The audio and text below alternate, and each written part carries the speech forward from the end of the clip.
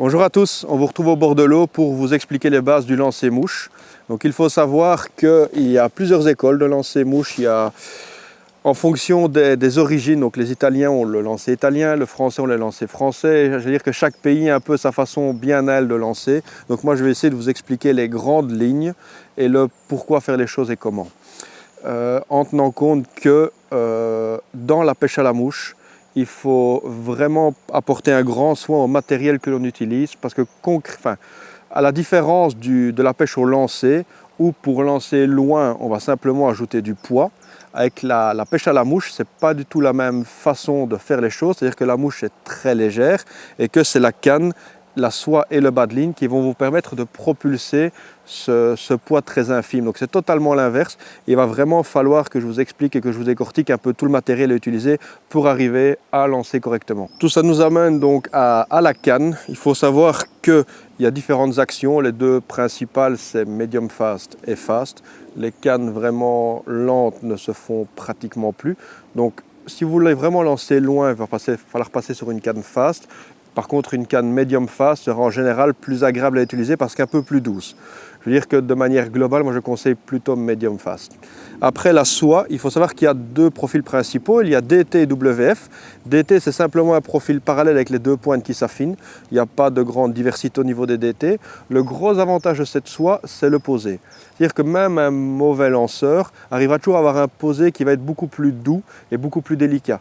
Moi, personnellement, je préfère les DT pour la pêche en rivière, enfin pour une majorité des pêches en rivière. Après, il y a les WF. Et c'est là que les choses se compliquent. C'est vraiment là qu'il y a une multitude de différents profils WF. Il faut, pour bien faire, vraiment vous renseigner sur le type de soie que vous allez acheter. Une chose que je remarque bien souvent quand on fait des portes ouvertes ou des salons, c'est que des gens viennent nous demander une bonne soie. Et en fait, ça ne veut rien dire. Il n'y a pas de bonne ou de mauvaise soie, de bonne ou de mauvaise soie. Il y a des profils qui vous conviennent ou qui ne vous conviennent pas. Il faut savoir qu'un profil standard, ça fait à peu près 11 mètres. Donc ça, c'est vraiment la soie de base. Si vous prenez plus court, vous aurez une soie qui va beaucoup plus charger. Donc qui aidera le débutant à avoir directement beaucoup plus de poids et à mettre la canne en charge. Ou dans des milieux, par exemple pour un meilleur pêcheur, dans un milieu couvert, de pouvoir charger sa canne beaucoup plus en sortant moins de soie. A l'inverse, sur un milieu bien ouvert comme ceci, moi personnellement au niveau des WF, j'ai préféré une soie avec un profil beaucoup plus long qui me permettra d'être beaucoup plus doux. Mais ça, c'est chacun un peu ses goûts. Mais il faut vraiment regarder le type de profil que vous prenez parce que c'est vraiment ça qui va influencer votre lancer. Un second point important, c'est la façon de tenir votre canne. Alors, principalement, on l'utilise comme ceci avec le pouce qui tient la pointe de la poignée liège ou avec l'index. Alors, de nouveau, il y a deux façons de faire. Moi, personnellement, j'utilise l'index quand je veux être plus précis et lancer à courte distance. Moi, je trouve que ça me convient bien, mais ça, c'est propre à chacun. Et lorsque je veux mettre plus de force dans ma canne, je vais utiliser le pouce. Simplement, on le voit directement en prenant la canne comme ceci. Une fois que vous appuyez sur le pouce, vous sentez que vous avez beaucoup de force. Une fois que vous mettez l'index, vous sentez, une fois que vous levez la canne, que c'est beaucoup plus dur. Donc simplement, ça illustre le fait que quand vous pêcherez, l'index ne vous permettra pas de lancer loin, mais par contre, vous aidera à être précis. Par contre, que le pouce vous aidera à pouvoir lancer beaucoup plus fort. Maintenant, il arrive d'utiliser le pouce à courte distance lorsque je veux vraiment appuyer un lancer. Ça peut se faire, mais de manière globale, je vais dire que l'index pour les pêches courtes et précises, le pouce pour les pêches un peu plus fortes. Et en tenant toujours compte du fait que quand on tient sa canne, il ne faut pas être trop ferme avec. La canne, simplement vous la tenez comme ceci. Il n'y a pas besoin de mettre une pression monstrueuse dessus, ça n'a pas vraiment d'intérêt. Ça ne fera même qu'être néfaste pour votre lancer. Donc simplement vous la tenez plus ou moins fermement, sans plus. Donc pour commencer, la première chose à faire, ça va être de sortir la pointe de la soie de l'anneau de pointe. Donc comme ceci, c'est suffisant. Et vous devez sortir de la soie à l'aide de votre main gauche si vous êtes droitier et l'inverse si vous êtes gaucher. Voilà, donc là j'ai sorti, j'ai pas beaucoup de soie, j'aurai à peu près 5 mètres de soie dehors quand j'aurai tout déployé, ce qui est suffisant pour apprendre le lancer. Donc ce que vous devez faire, c'est actionner votre canne comme ceci,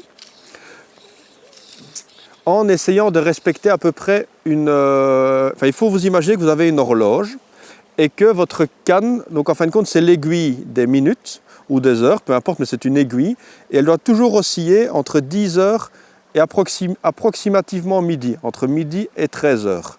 Bien souvent on dit 10 heures midi, mais la réalité est plutôt 10 heures 13 heures. Je vais vous montrer. Voilà, vous voyez.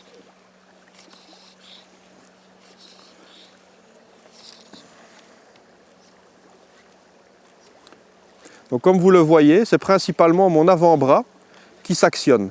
Donc naturellement, le poignet, il y aura toujours un petit mouvement. Le mieux, c'est d'avoir le moins de mouvement possible, mais il est pratiquement impossible de le laisser complètement fixe. Donc il y aura toujours un petit mouvement.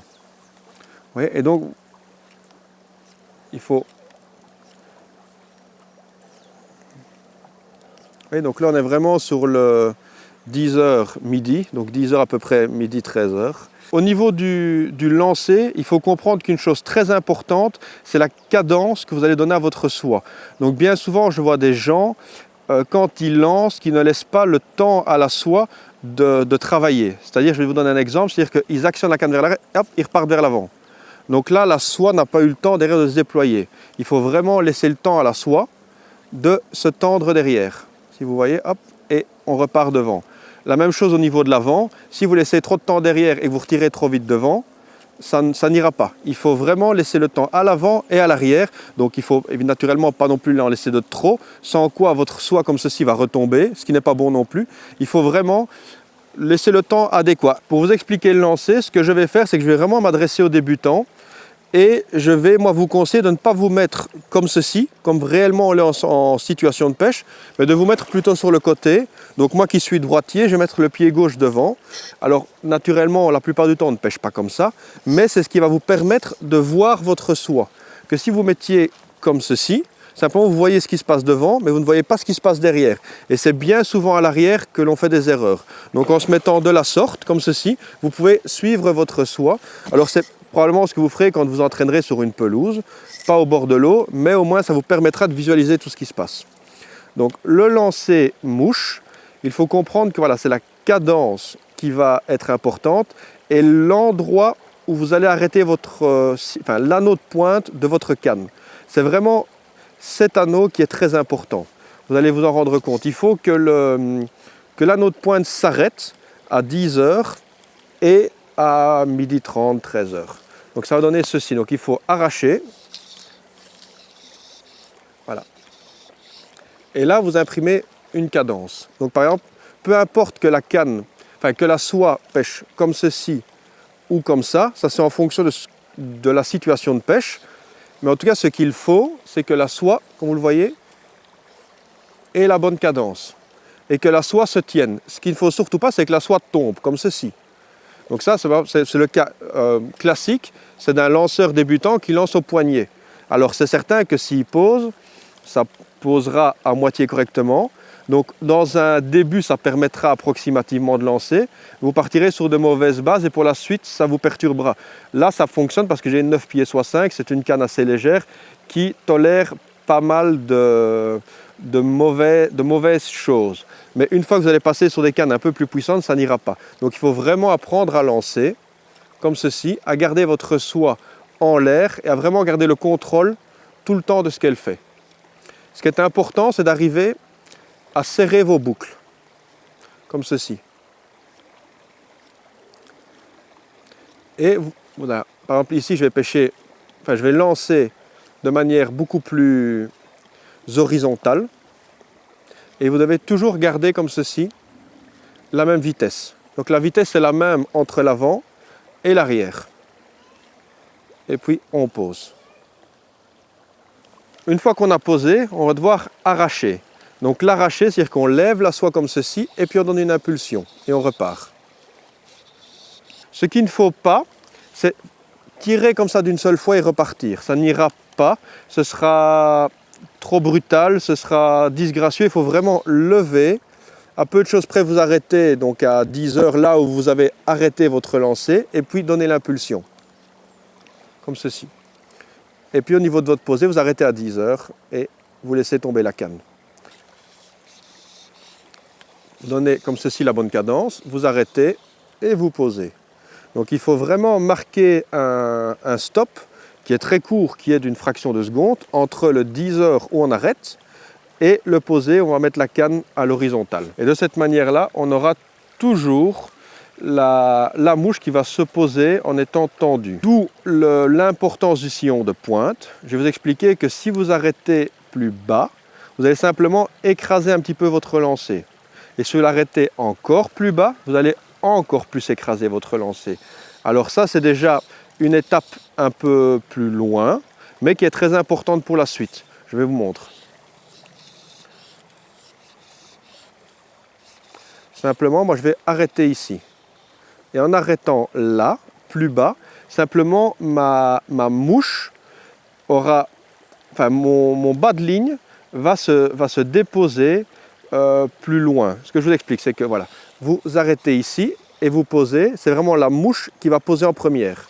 Si au niveau de votre lancer, vous arrêtez plus bas comme ceci, eh bien c'est le milieu de votre bas de ligne qui va se poser en premier. Ce qui veut dire que ça va casser l'énergie du lancer et ça permettra à la mouche d'être beaucoup plus naturelle sur l'eau. Ça va faire un posé paquet et qui permettra donc à la mouche de dériver plus longtemps et en étant plus naturelle. Et c'est alors ce que la dernière façon de faire, c'est d'écraser encore plus, donc comme ceci. Voilà. Et là, en écrasant comme cela, c'est vraiment la pointe de ma soie qui va se poser en première, et puis la mouche, enfin le milieu du bas de ligne, et puis la mouche par après, ce qui va vraiment encore plus détendre tout. Et là, ça vous permettra, dans certains cas de figure, de dériver beaucoup plus longtemps sans draguer. Je vais maintenant, pour clôturer donc, le lancer traditionnel, vous repasser ça en revue de manière assez rapide. Donc, je lève la canne jusqu'à 10 heures, j'actionne, en laissant chaque fois bien le temps à la soie de se tendre devant et derrière. J'arrête à 10 heures et je pose.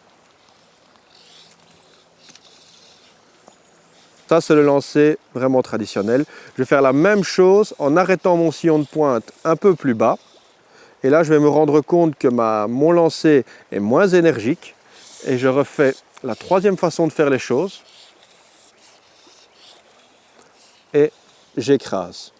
Et donc là, ça va vraiment se poser différemment. Ça, c'est la dernière façon de poser. C'est vraiment donc pour que la mouche soit beaucoup moins tendue, ou lorsque l'on pêche en infavue, qu'on veut faire couler une mouche très rapidement de manière à ce que le fil ne crée pas de tension, que simplement tout se pose sur un petit cercle, on va dire de 50 cm², tout se pose là, et simplement la mouche qui n'a rien pour la retenir va couler verticalement et va aller directement dans le fond. Ça, c'est vraiment le posé de beaucoup de nympheurs à vue, ou des pêcheurs en sèche qui pêchent par exemple beaucoup les torrents de montagne, où ils veulent que tout se pose, enfin que se pose sur une petite surface et que ça dérive pendant longtemps sans draguer. Il faut imaginer que lorsque vous pêchez un torrent de montagne, si vous posez tendu comme cela, simplement votre mouche va toucher l'eau, au moment où elle touchera l'eau, elle va draguer.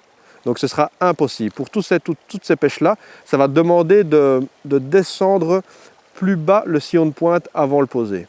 On a vu le coup droit, maintenant on va voir le revers. C'est comme dans le tennis, c'est 50% de la pêche. Donc si vous imaginez que je remonte la rivière comme ceci, eh bien, il faut comprendre qu'il y a des coups qui se font à gauche et des coups qui se font à droite. Et pour arriver à bien les pêcher, vous devez utiliser soit le revers, soit le coup droit. Donc le revers, c'est pratiquement la même chose que le coup droit, à part qu'au lieu de lancer comme ceci, vous allez lancer comme cela. Alors morphologiquement, on a moins de possibilités au niveau du revers, parce que simplement, c'est plus compliqué de lancer comme ceci que comme cela. Maintenant, ça fonctionne malgré tout très bien, mais on arrivera par exemple à moins serrer sa boucle en revers qu'en coup droit, ce qui n'empêche pas de pêcher correctement. Ça va se passer comme ceci. Donc, de nouveau, on lève, hop, et c'est tout l'avant du bras qui va actionner la canne. Donc, le moins possible de poignets, et on pose. On a vu le coup droit et le revers, on va maintenant voir le roulé. Alors un lancer roulé, comment ça se passe? C'est simplement le fait de faire ce qu'on appelle une boucle, un loop, et d'actionner la canne. Donc c'est principalement les pêcheurs de saumon qui pêchent comme cela en faisant des loops, mais dans la pêche de la truite, c'est vraiment très fonctionnel dans le cas où on n'a pas de recul derrière nous. Donc au moins on a de recul, au plus ça nous sera utile. En imaginant que j'ai un mur vertical ici, 1 mètre derrière moi, je vais malgré tout pouvoir lancer en n'avançant pas. Donc simplement en restant ici, je peux lancer avec un mur derrière moi. Ce qu'il faut faire, c'est lever la canne comme ceci, m'arrêter, la soie faire une boucle et simplement en donnant un coup de sillon de pointe, je vais pouvoir actionner la soie et la faire partir. Donc je fais un dé, hop, et j'actionne la canne et ça part. Voilà. Alors, ce qu'il faut comprendre, c'est que plus le dé sera grand, plus on mettra de vitesse, pas de force mais de vitesse, plus on lancera loin. Donc je vais vous montrer, je vais sortir un peu de soie. Donc là vraiment, j'ai un mur derrière moi, hop, je lance. Maintenant, je veux lancer enroulé plus loin. Je peux sortir vraiment plusieurs mètres de soie. La seule chose qu'il va y avoir, c'est que maintenant ça va se compliquer dans la mesure où je vais devoir dans mon lancer être capable, pour donner de la vitesse, d'arrêter la pointe de ma soie à peu près à ma hauteur. De manière à pouvoir donner de la vitesse et de la cadence à mon lancer. Je vous montre. J'arrête ma soie là, hop, et j'envoie. Alors, naturellement, je ne serai jamais m'arrêter exactement à la même distance, à moins que je pêche vraiment beaucoup de la sorte et que j'ai beaucoup d'entraînement. Mais comme ce n'est pas mon cas, que je le fais que quand j'en ai une nécessité, je sais le faire, mais je le fais approximativement. Donc, je pose ma soie à peu près à côté de moi, hop, et dans la même cadence, je vais renvoyer. Je vous montre. Et je vais grandir mon dé, hop. Ce qui est important, c'est de nouveau d'arrêter votre canne à peu de choses près à 10 heures, de manière à poser correctement. C'est la même chose que dans le lancer coup droit au revers, on arrête à une certaine heure pour que tout se tende. Donc je pose à peu près devant moi et j'actionne. Et en faisant de la sorte, je peux vraiment lancer loin. Maintenant, au plus vous voudrez lancer loin, au plus vous aurez besoin d'avoir un dé qui sera grand et au plus il vous faudra de la place derrière, naturellement. Donc ça, c'est par exemple le cas où l'on pêche en réservoir et où, mettons, on n'a que 3-4 mètres de recul. Là, ça peut nous permettre de lancer à une certaine distance en utilisant un dé qui fera à peu près 4 mètres d'ouverture. Je vais essayer de le faire au ralenti pour que vous le voyez à la caméra. Voilà, là j'ai un dé qui est grand et qui me permettra d'avoir du coup beaucoup de soie en l'air. Pour vous montrer que ça fonctionne, je vais sortir encore un peu plus de soie, agrandir mon dé et lancer. Voilà, et là maintenant je suis à peu près une vingtaine de mètres avec ma 9 pieds soie 5. Donc ça permet vraiment de lancer loin, mais ça vous demande d'avoir une certaine cadence de lancer et une certaine maîtrise du dé. Voilà, hop, et tout part. Ce que je fais lorsque je fais ce genre de roulé, c'est que pour gagner en distance, je fais exactement le même principe que les saumoniers. Je fais des boucles dans ma soie. Donc ici, par exemple, j'ai 2 boucles, ce qui me permet de lancer et d'avoir, au moment de mon dernier shoot, moins de prise à l'eau.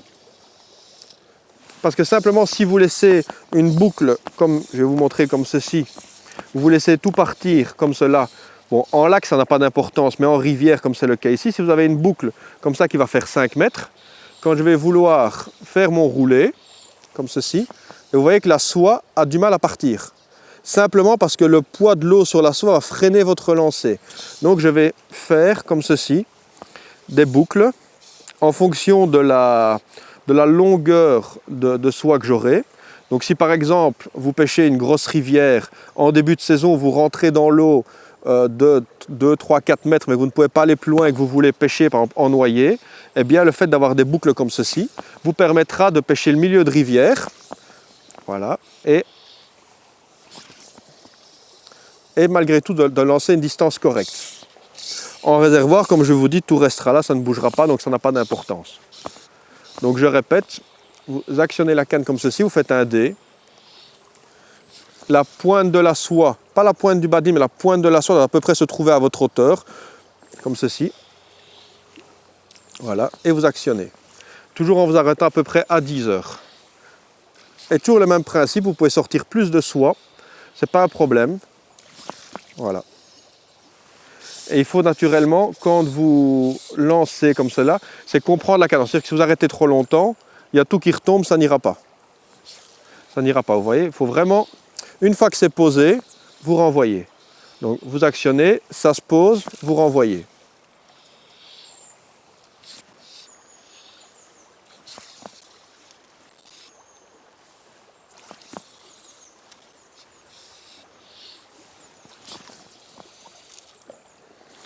Donc comme vous l'avez vu, ce n'est pas une question de force, c'est vraiment une question de cadence et de timing. Après avoir vu le coup droit, le revers, le roulé, on va maintenant voir la double traction. C'est un lancer un peu plus compliqué qui s'utilise principalement en réservoir, qui peut s'utiliser en rivière dans de rares cas de figure, mais qui s'utilise en mer, au brochet, dans toutes les pêches un peu plus fortes, on va dire. Alors, contrairement à ce que l'on a vu précédemment, on ne va pas lancer la soie comme ceci, avec un mouvement simplement d'avant-bras. On va devoir utiliser tout le corps pour pouvoir lancer. Donc on va vraiment lancer comme ceci et comme cela.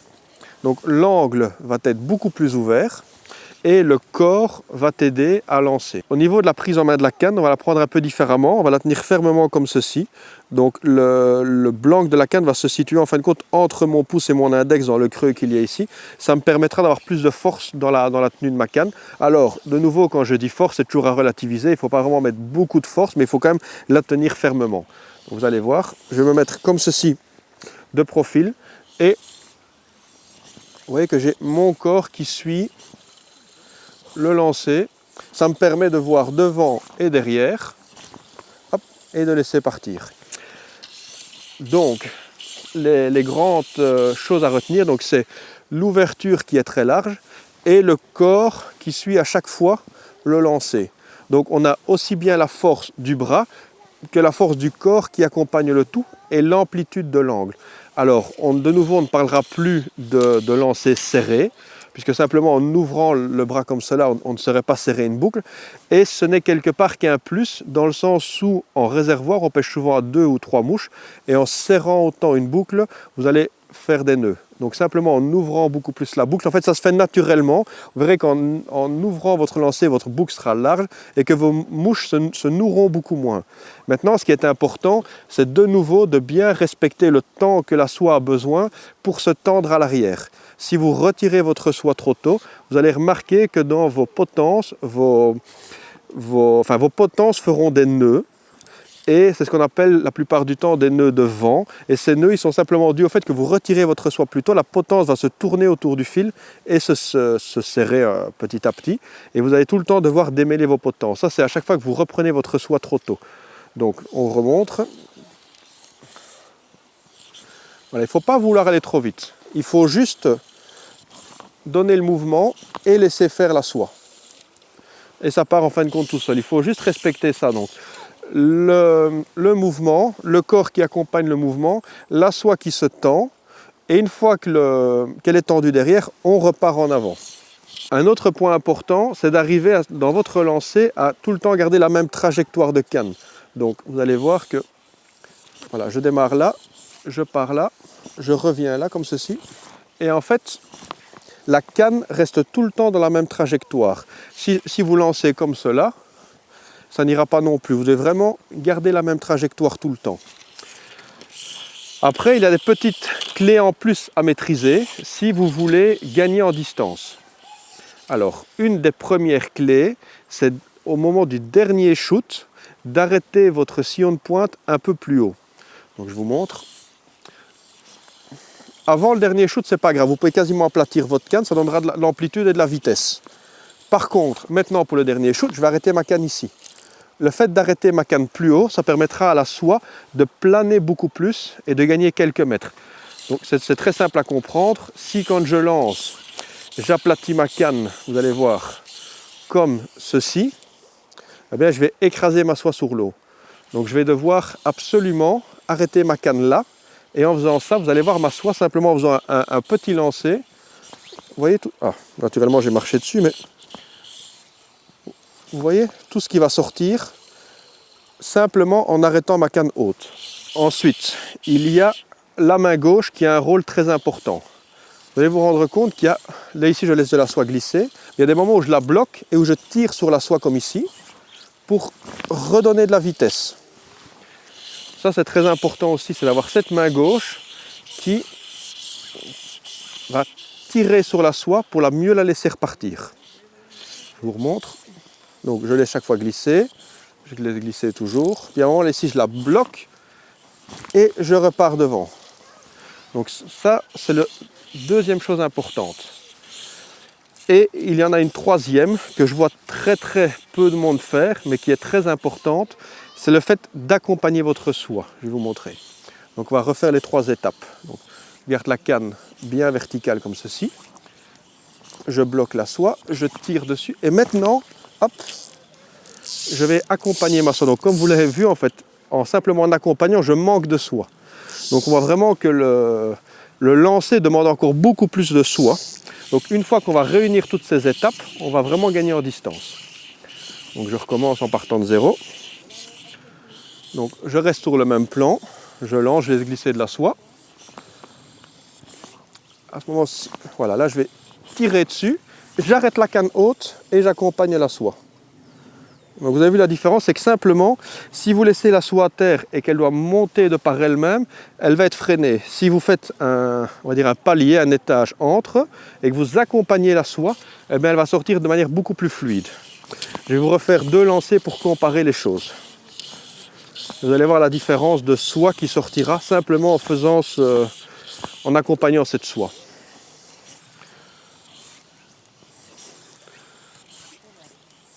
Voilà. Donc bon, le lancer est bien, mais il y a encore moyen, simplement en accompagnant, de tendre la soie.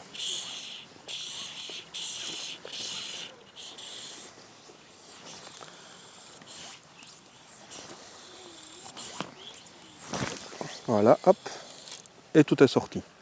Donc il faut tenir compte de ces petites clés. Là on a sorti toute la soie qui fait de tête 33 mètres, et tout est parti tendu. Donc quand on met toutes ces clés les unes à la suite des autres, eh bien on gagne plusieurs mètres de lancer. Je vous remontre. Donc on reste toujours sur le même plan. On laisse le temps à la soie de se tendre devant et derrière. Donc je la laisse toujours glisser dans les mains. Là maintenant je la bloque. Et en fait c'est à ce moment ici que je vais donner de la force dans mon lancer en tirant la soie d'un côté, en poussant la canne de l'autre. Voilà, je laisse glisser. Voilà, je bloque, je tire la soie là, hop, et je pars et j'accompagne et ça sort. Je vais essayer de vous le faire au ralenti pour que vous compreniez mieux les choses, parce que j'imagine que ça ne doit pas être facile pour quelqu'un qui a l'habitude. C'est entre guillemets un jeu d'enfant. Pour quelqu'un qui ne connaît pas, c'est beaucoup plus compliqué. Donc, on récapitule. On reste toujours sur le même axe. On laisse bien glisser la soie ici dans ma main. Vous voyez, elle glisse. Je la laisse partir. Et à un moment, je la bloque. Le moment où je la bloque, c'est le moment où je sens que ma canne est suffisamment chargée. Donc si je sais que quand je mets plus de soie en l'air, ma canne va avoir tendance à s'écraser. Donc le nerf de ma canne n'aura plus assez de force que pour pousser la soie vers l'avant. Ça demande de connaître sa soie et de connaître sa canne naturellement. Mais moi voilà, je sais à peu près quand je tends ma soie comme ceci, que là je peux encore un peu sortir de soie. Voilà, là, moi je sais que voilà, quand je suis ici, donc à peu près avec 20 mètres de tête de soie en l'air, ma canne est suffisamment chargée. En sortant plus, mon lancer n'ira pas. Ce que vous pouvez faire pour vous entraîner si vous n'avez pas l'habitude, c'est simplement de bloquer l'endroit à laquelle la charge se fait dans vos doigts et de lancer comme ceci. Vous voyez ? Et une fois que vous arrivez là, hop, vous savez que votre canne est chargée.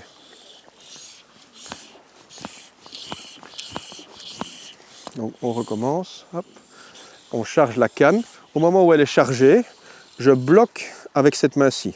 Je bloque fermement et je vais donner une impulsion dans l'autre sens.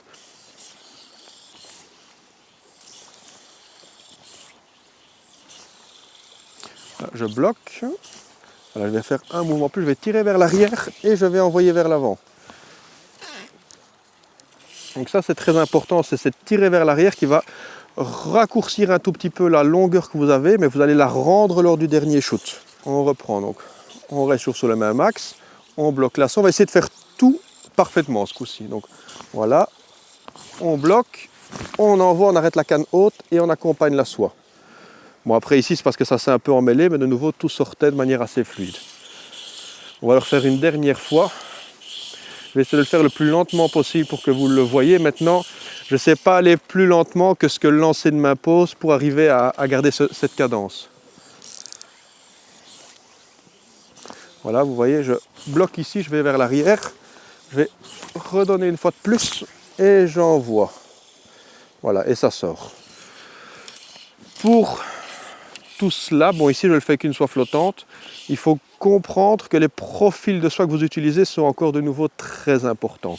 Moi ici pour le faire, j'aime personnellement les soies avec une tête assez longue. Donc la tête de lancer fait 12,50 m, mais le running est composé de manière assez particulière, c'est-à-dire qu'on a un running qui est dégressif sur une partie très longue, ce qui me permet de pouvoir garder beaucoup de soie en l'air parce que le running garde une certaine épaisseur sur les 5 premiers mètres. Donc en fin de compte, la tête fait 12 mètres, mais l'épaisseur du running sur les 5 premiers mètres me fait avoir une tête de lancer quasiment de 17 mètres, ce qui me permet de garder cette grande distance de soie en l'air. Si vous voulez faire du lancer de distance, vous n'arriverez jamais à le faire avec une tête courte. Une tête courte, c'est très bien. Par exemple, pour les pêches en bateau, par exemple, où vous avez du vent dans le dos, beaucoup de vent, simplement vous faites ça et vous expédiez. Parce qu'en bateau, on ne pêche pas loin de soi. Enfin, la plupart du temps, on n'a pas besoin de pêcher loin, on peut pêcher court, ça va très bien. Les têtes courtes, c'est très bien quand vous avez des obstacles. Comme par exemple, je vais vous montrer là-bas derrière, si j'ai un arbre comme cela, voilà, je ne sais pas sortir plus, donc une tête courte me permettra de charger et d'envoyer très rapidement. Mais pour le cas de la double traction où on a de l'espace derrière nous, ce qui est important, c'est d'avoir une tête de lancer un peu plus longue.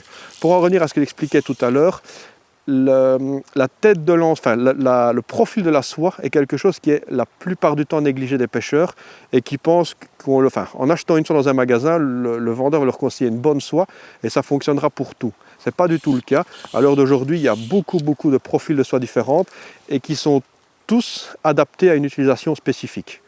Donc voilà, pour moi, je considère que pour cette double traction ici, moi je préfère des profils très longs qui me permettent de vraiment avoir beaucoup de soie derrière et de pouvoir avoir beaucoup de poids à renvoyer devant.